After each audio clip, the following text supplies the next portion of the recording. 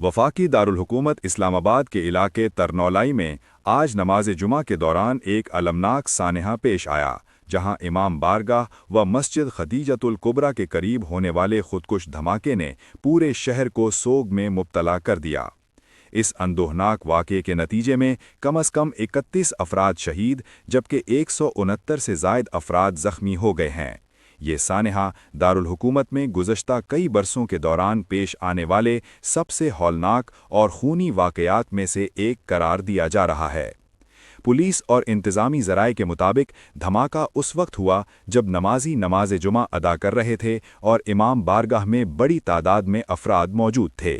इब्तदाई इत्तलाआत के मुताबिक एक खुदकुश हमलावर ने इमाम बारगाह के दरवाजे पर रुकने की कोशिश के दौरान खुद को धमाके से उड़ा लिया, जिसके बायस इबादत में मसरूफ़ अफराद शदीद मुतासिर हुए।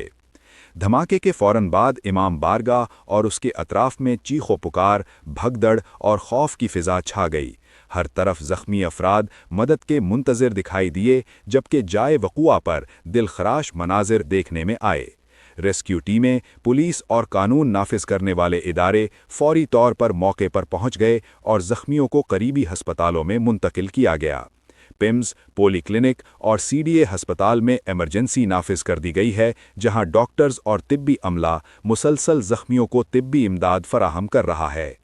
हस्पताल ज़राए के मुताबिक मुताद्दिद ज़ख्मियों की हालत तशवीशनाक है, जिसके बायस शुहदा की तादाद में इजाफे का खदशा ज़ाहिर किया जा रहा है।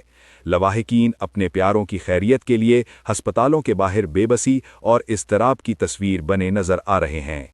वाक़े के बाद सिक्योरिटी फोर्सेस ने इलाके को घेरे में लेकर तहकीकात का आगाज़ कर दिया है।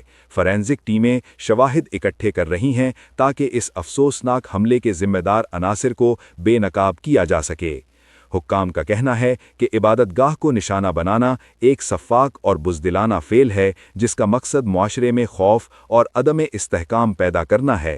ताहम कौम इस तरह की कार्रवाइयों से मरूब नहीं होगी।